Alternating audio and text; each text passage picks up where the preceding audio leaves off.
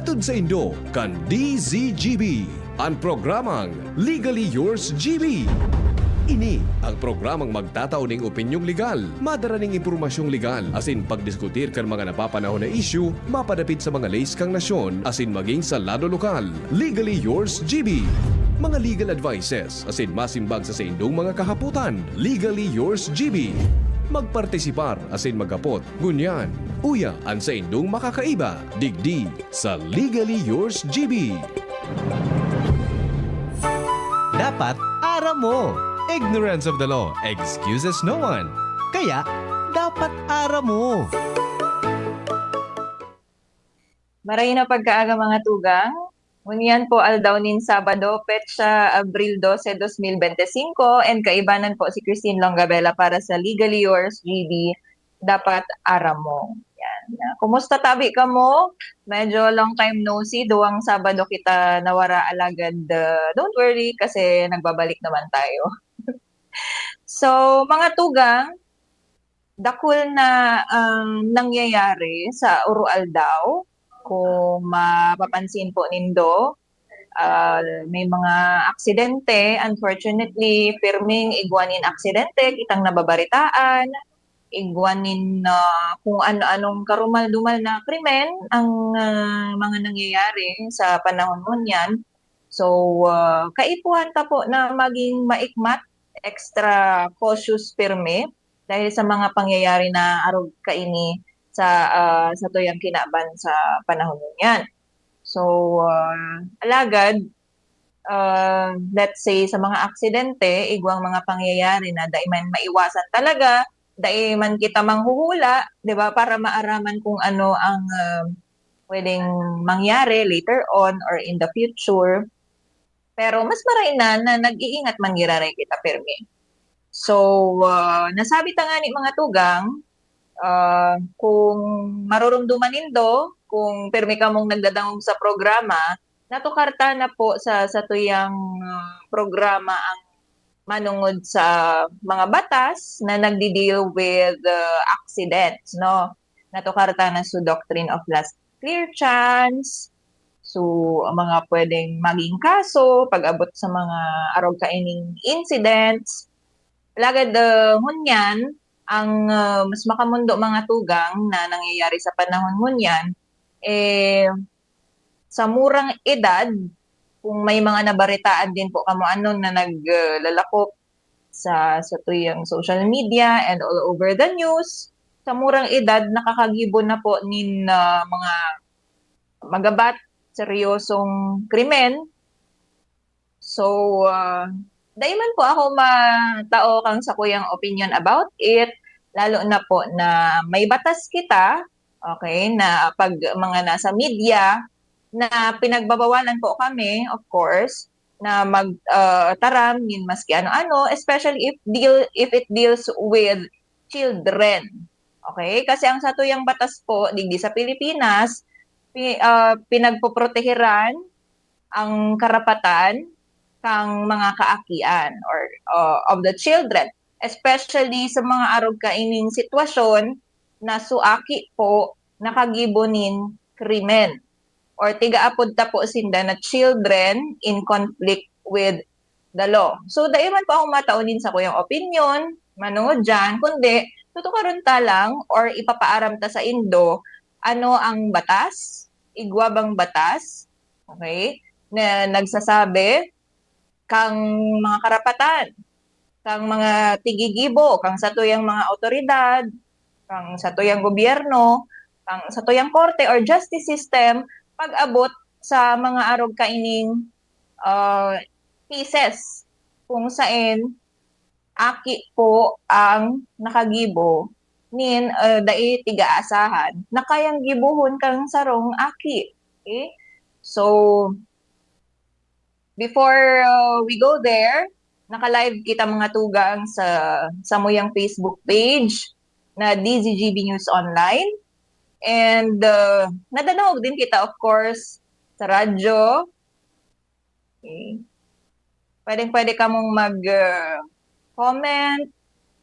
magpadara po kang sa indong greetings sa muyang Facebook Live.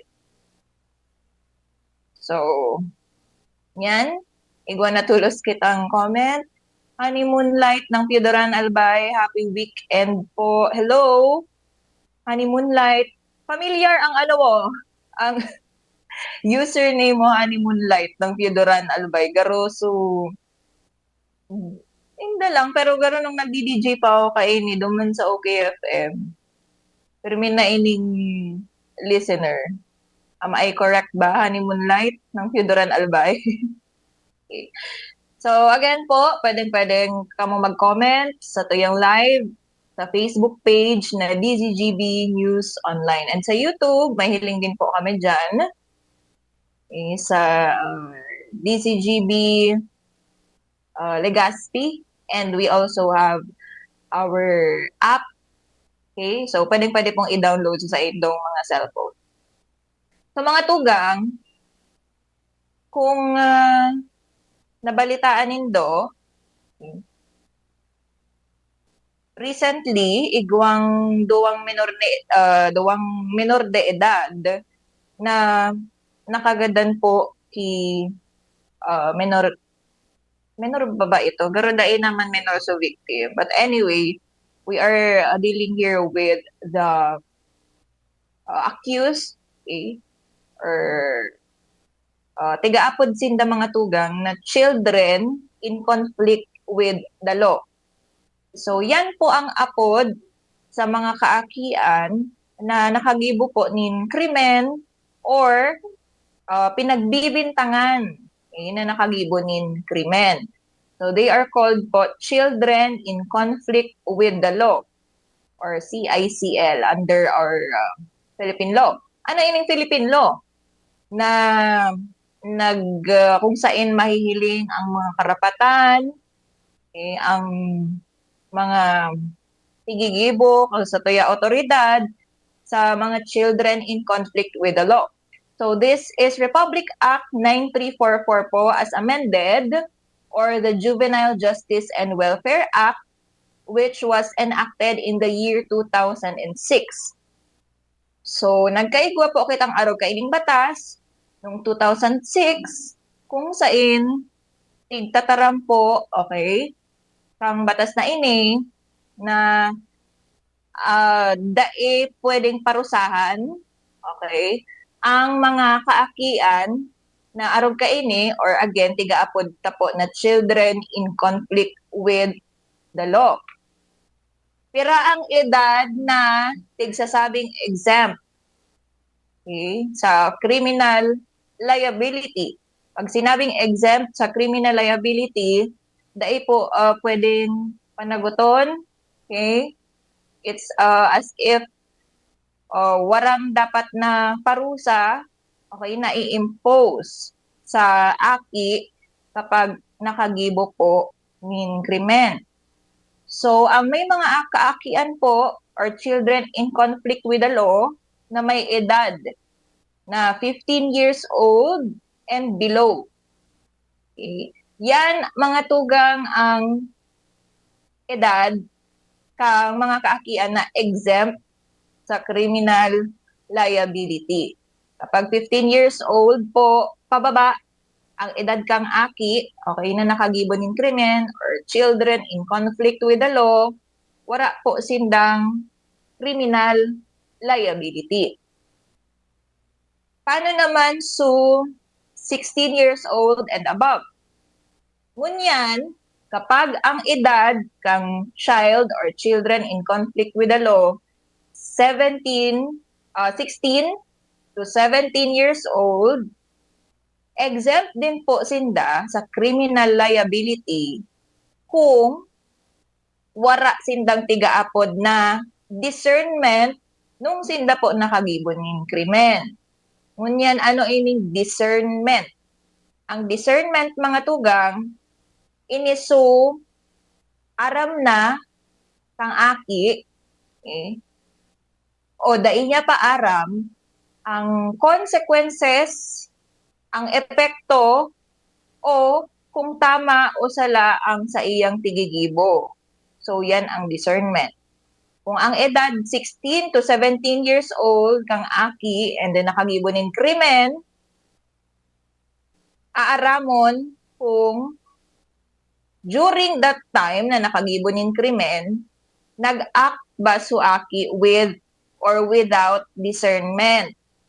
Aram na ba niya that time? Nasala ang pigigibo niya. Alagad ginibo man giraray. Or, dai niya aram. Nasala ang ginibo niya. So, kung dai niya aram, it means warang discernment, 16 to 17 years old, the child is also exempt from criminal liability. Paano kung aram na, may discernment, aram ng sala, ginibo man giraray, kang 16 to 17 years old, the child or children in conflict with the law. Ngunyan, ini, may pananagutan na po. Bako na siya exempt from criminal liability. Alagad, anong mangyayari? Makukulong ba sa aki?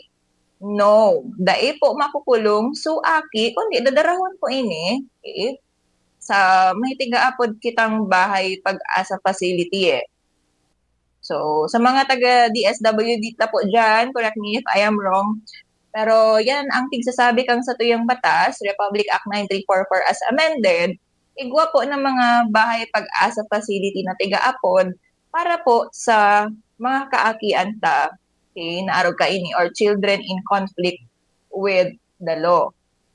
And then duman po nagkakaigwa, nag-undergo nin tigaapod na diversion programs, intervention programs by the DSWD. Okay. So, sisay ang nagtataram, paano ta maaraman? Kung so 16 to 17 years old, nag-act with or without discernment nung nakagibo nin krimen. Ngunyan, ang sa tayong social workers po from DSWD, ang nakakataram kung suaki na 16 to 17 years old, nag-act with or without discernment. And also our courts. So, kung paano ninda naaaraman, sinda na lang po ang mga kasimbagkaan. Igwa, of course, ning guidelines na pigsusunod, ang sa tuyang court, ang sa tuyang mga maigos na social worker, igwa sindang guidelines, programs, and of course, probably nagkakaigwa sinda ka aning one-on-one interview with the child in conflict with the law, just to determine if nag-act po with or without discernment. So this law, the Juvenile Justice and Welfare Act of 2006, mostly it deals with, ang purpose po mostly kang batas na ini is not to punish the children in conflict with the law. And in fact, kabaliktaran po, restorative justice na tigaapod, ang purpose is to help the child or children in conflict with the law, tabangan po sinda na makapag-rehabilitate. But of course, bago matabangan sindang makapag-rehabilitate, tiga-aram mo na kung ano ang root cause, ano ang pinaka-kausa nata nakagibo nin arog ka ining klaseng krimen ang child or children in conflict with the law. Dahil ba sa napabayaan kang magurang? Dahil ba sa surroundings, sa environment, kung saan nagdakula or nakaistar, so aki. So may manlain-lain na rason, alagad yan ang dapat na tiga-aram din, of course, kasi daiman makakatabang, masolusyonan, di ba? Kung daiman aram ang kausa, pinakaugat, root cause, kung nata na kayanan kang aki, nagibuhon, ang sarong bagay na arog kainit. Ba? So, tigde-determine mo na yan. Pag na-determine na kung ano ang root cause, then from there, at least, maaaraman na kung ano ang mga applicable na programa, ba? Igwa sindanin counseling, tiga-apod, and then igwa sindanin kung ano-anong mga programa, activities, okay? na matabangan su aki to child in conflict with the law na mapasabot sa iya kung nata sala itong ginibo niya. Okay. And then, ano ang possible consequences kapag inutro niya ang arog kaining bagay. And then, of course, so garo na develop din ang sa indang conscience, okay? Sa indang and a lot of other aspects in their lives, such as their emotional being, well-being, mental, psychosocial well-being, psychological well-being. So, iyo po ito ang aim or goal ng batas na ini na Republic Act 9344. Before, ang edad, mga tugang, kang tigaapod ta ng minimum age of criminal responsibility 9 years old.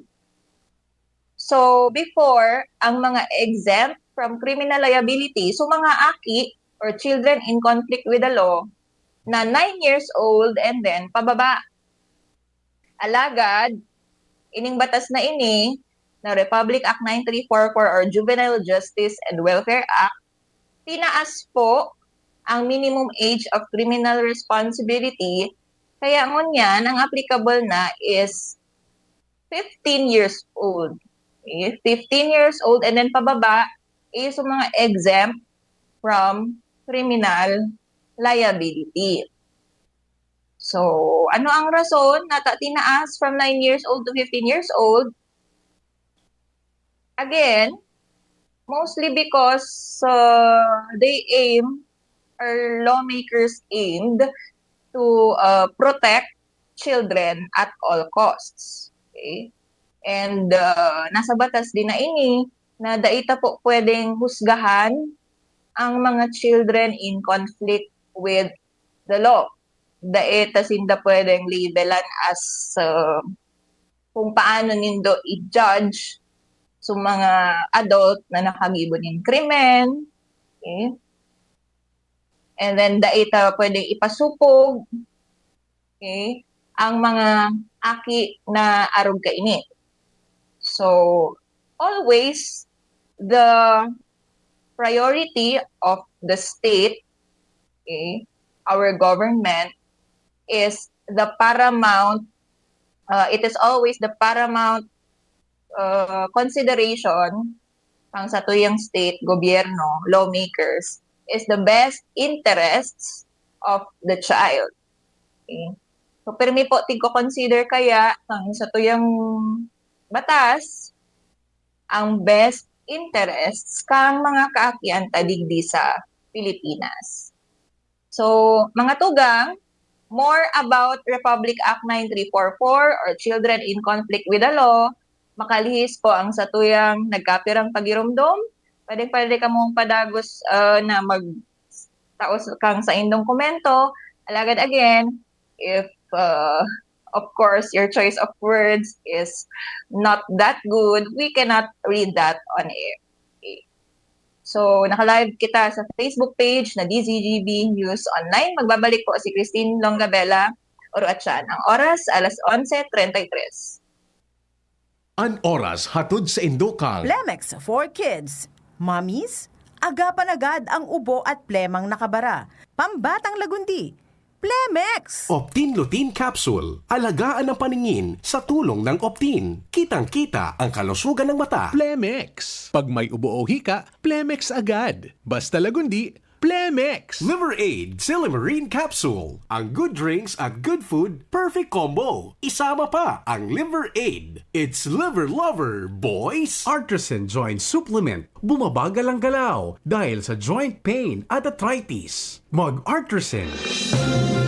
Mga tugang, abangan ta ang pinakabagong programa digdi sa DCGB Radio. Ang programang mahatod ning mga impormasyon, mga istoryang kapupurutan nin inspirasyon na naidulot kan pagtatrabangan nganing maiangat ang pagkabuhay kan mga Bicolanong para omang benepisyaryo.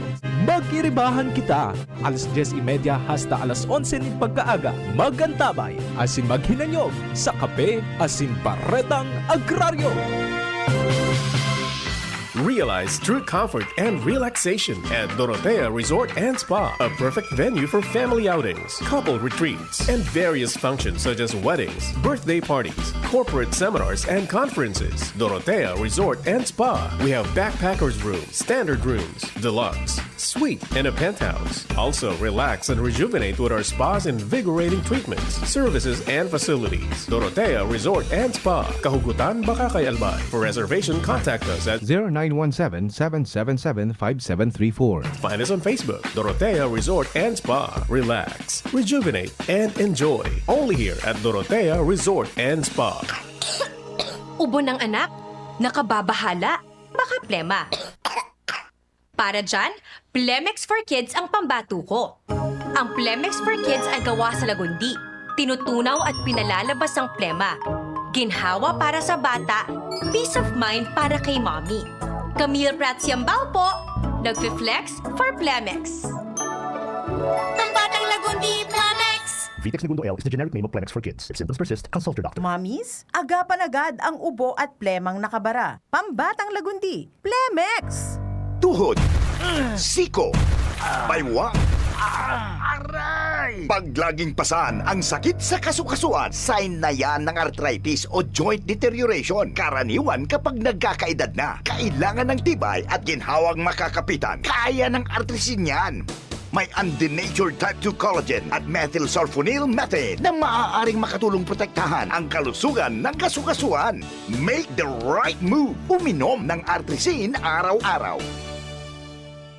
Mabibili ang artrisin sa mga leading drugstores nationwide. Mahalagang paalala, ang artrisin ay hindi gamot at hindi maaaring gamitin panggamot sa anumang uri ng sakit. Walkathon o marathon man yan, kayang-kaya with strong joints. Siyempre, posible yan through proper diet, regular exercise at araw-araw na pag-inom ng artrisin. Ito ay may dietary supplement na may tulong proteksyon mula sa undenatured type 2 collagen at methylsulfonylmethane. Ang undenatured type 2 collagen ay natural na nutrisyon na nagpapatibay sa kasukasuan, habang ang methylsulfonylmethane naman ay clinically used for arthritis. Kapag pinagsama ang dalawang sangkap na ito ay isang powerhouse nutrition for healthier joints, bawas pananakit pa at dagdag mobility sa kasukasuan. Mabibili ang artrisin sa mga pangunahing butika nationwide. Make the right move.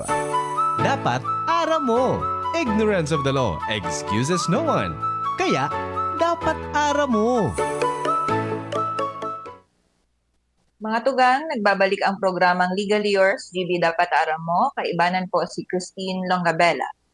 So, again, sa mga paraan tabayta na kakadangog pa lang, kaka-on pa sa nakang sa indang mga radyo, kakahiling pa sa na sa tuyang live sa DZGB News Online. Ang samuyang topic po ngunyan ay manungod sa mga children in conflict with the law. Ini mga tugang su nakagibo po or su piga-akusaran na mga kaakian na nakagibo po nin krimen. Okay. So, under Republic Act 9344 or the Juvenile Justice and Welfare Act of 2006, nakalaag digdi particularly sa Section 5, ang karapatan kang sarong child in conflict with the law. So, dai po pwede na i-torture ang children in conflict with the law. Okay? Dai pwedeng tauan nin dai makatawong parusa. Well, maski bako aki, 'di ba? Maski bako child in conflict with the law, dahil man talaga pwede po na may tawong tigto-torture ang satuyang mga autoridad bilang parusa. And dahil pwede ang satuyang children in conflict with the law na patawan nin parusa or sentence na capital punishment. And ang capital punishment tadigdingon yan sa Pilipinas mga tugang, base sa satuyang revised penal code, is reclusion perpetua or imprisonment of 20 years and 1 day to 40 years. So, dahil pwedeng arog ka to ang magiging parusa sa aki na warang posibilidad nin release or warang posibilidad na papalayaon ini. Okay? And okay, dahil pwedeng ma-detain sa regular prison, okay, na kung saan kaibanan po sa mga adult na convicted of committing certain crimes. And then, dapat po na itrato ang children in conflict with the law with humanity and then may respeto, okay, sa dignidad, sa iyang dignidad. And pirmi po dapat na pigko-konsiderar at all times ang sa iyang edad. Okay? And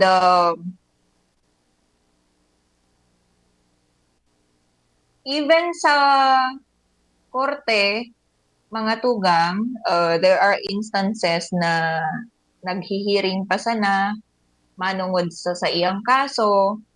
Even sa korte pa sana po, talagang pigpoprotehiran na ining mga karapatan kang sa tuyang children in conflict with the law. So, sa family court, usually, pigdadangog ang kaso, ang mga arog kaini, and then duman, confidential po ang hearings. So, dahil pigpapalaog ang ibang tao habang pigdadangog po ang kaso kang sarong child in conflict with the law. Okay? And ang child in conflict with the law, may karapatan po na mag-maintain in contact sa iyang pamilya. Dahil pwedeng pagbawalan na bisitahon siya kang sa iyang pamilya. Okay, let's say duman sa facility. And then, of course, ang access po sa legal assistance. So, pag kinaipuhan nin abogado, kang child in conflict with the law, dahil din po sa iya pwedeng i-deny ito. And the right to testify as a witness para po depensahan ang sa iyang sadiri and may separate po kitang batas sa pag-examine kapag ang nag-testify as a witness sarong aki. So, pati po kaming mga abogado, mga fiscal, and sa tuyang honorable judges, dapat po ang paghapot min mga kahaputan habang tignadango ang kaso ang sarong child in conflict with the law, ay maayos din dapat ang samuyang paghapot. Okay? So, dahil may pwedeng suryawan, of course. Dahil kami pwedeng magtaonin maski ano-anong remarks, okay, na makakapadegrade duman sa aki na samuyang pig-question. The right to privacy respected fully at all stages of the proceedings. So nasabi ta na kanina na kaya nga ni confidential ang mga arog kaining kaso. The right, okay, to diversion kapag qualified and voluntarily iyo ang gusto. So, again, ang sa tuyang DSWD, may tigaapod mga tugang na diversion program na nakakatabang din sa tuyang mga children in conflict with the law, which can help them rehabilitate na magbago, something like that. So, dakol pa digdi. Yan, naka-enumerate siya digdi mga tugang sa Republic Act 9344.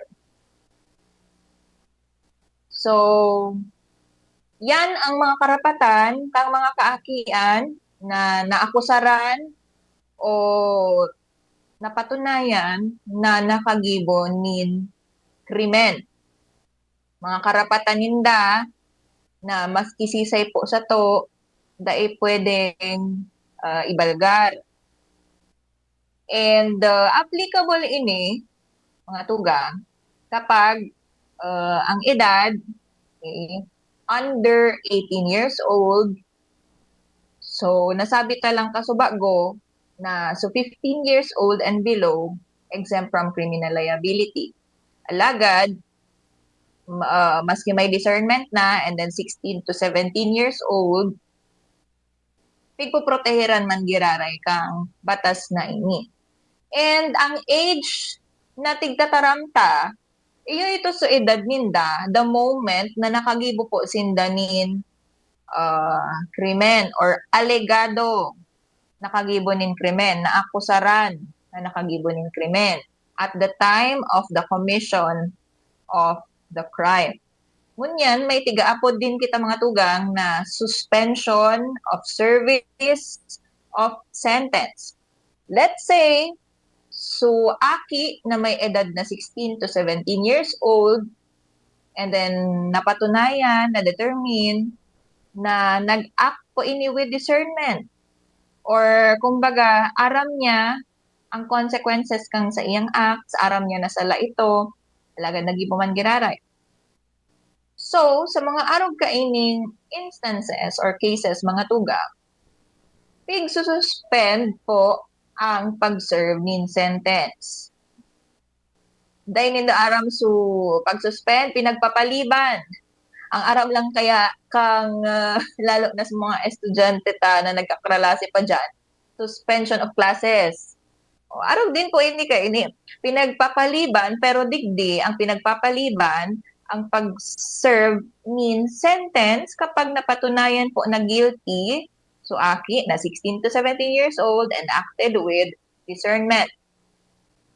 Kapag 18 years old na siya, okay, or ang maximum age kang pagpaliban, kang pag-serve nin sentence is 21 years old, then from DSWD's facility programs, pwede po na ililipat na ini, okay, sa regular prison. But, bako po ito automatic. It depends. Depende po ini, ang arog kaining pangyayari sa tuyong honorable judges, okay?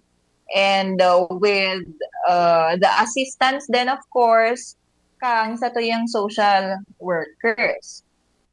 So, pwede na kapag nakapag-reach na nin age of majority, let's say 18 years old or up to 21 years old, ihilingon kung nagbago ba sa tuyang child in conflict with the law, na-rehabilitate ba nung nag-undergo siya nin diversion, intervention programs, aram niya na sala itong ginibo niya, nasabutan niya na ba, what if from wrong, and then nagbago na ba talaga siya.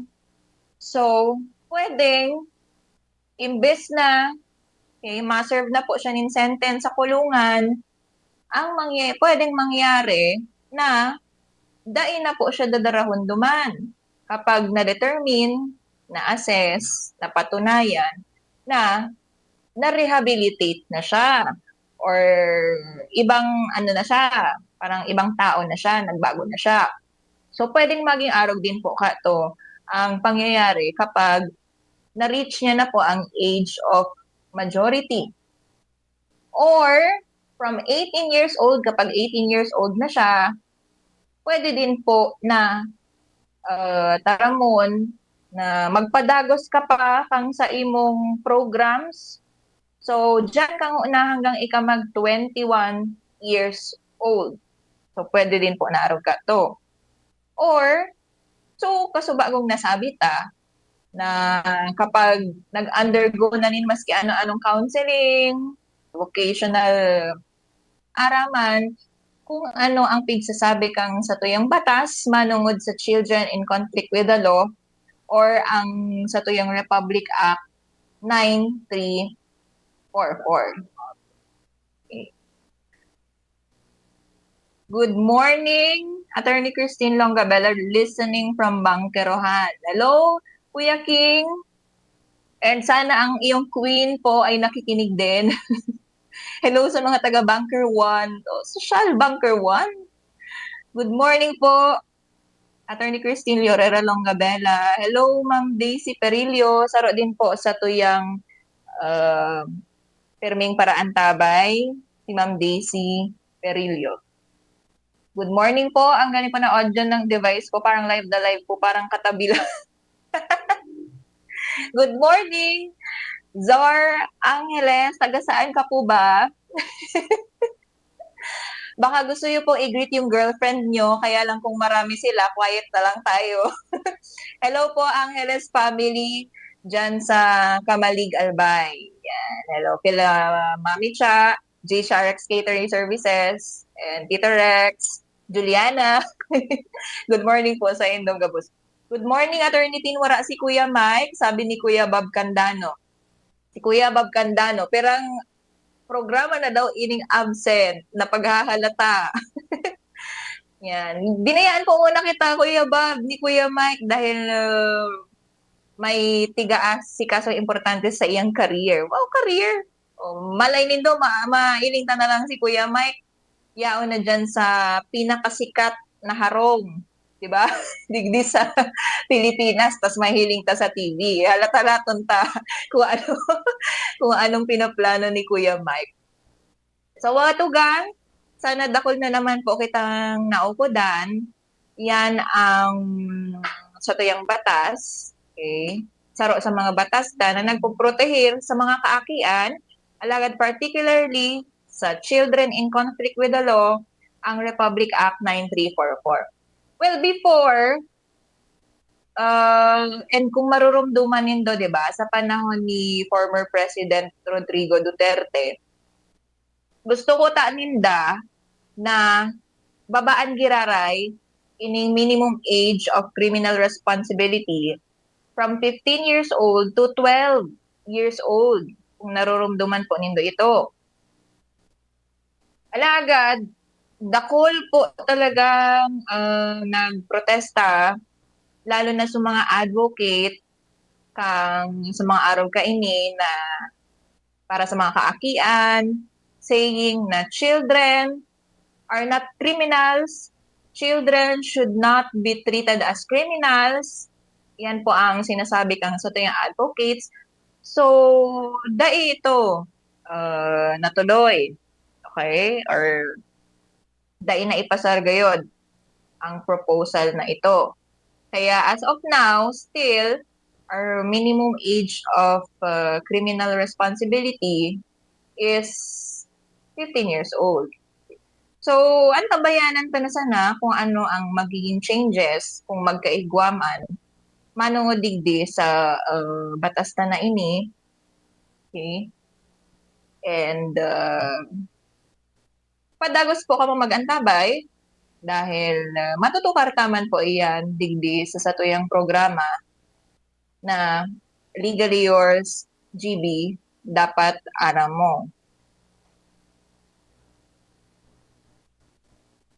Okay. Good morning din po sa Magalion family, by the way, ang Gabela Magalion family, lalo na sa Layason dyan, sa Layason na si Majona Longabella Magalion. So, wagatugang, ang tabayanan po kung ano ang tutukaron ta sa masunod na Sabado. Kung dakol pa po kamong gustong maukudan, maaraman, manungod sa mga batas na digdi sa Pilipinas, sana padagos lang po ang sa indong pag-antabay. Ang oras, 6 minutos antes mag alas 12 nin pagkaudto. Salamat po dyan sa Lado Technical, nakaibanan ta, si Jerome Nico Martinez. Mahula lang ako na naman kung si Sayaon dyan. Gabuson ta na sana. Si Kuya Junapolis, si Kuya Ronald Baldo, Kuya Nems Flora, si Shara Mileron, diyaon dyan sa tuyang DCGB News Base, si Angel Mustaza, sa tuyang News Manager, News Director, Sir Mar de la Cruz. And masunod po, Bareta alas 12, si Sir Bert Nunez and Ma'am Gina Ritter Lee. Once again, ini po si Christine Longabella para sa programang Legally Yours GB Dapat Araw Mo. Happy lunchtime! Sa indung nadangog ang programang Legally Yours GB. Abangan giraray sa masunod na Sabado, digdi sa DZGB. Legally Yours GB.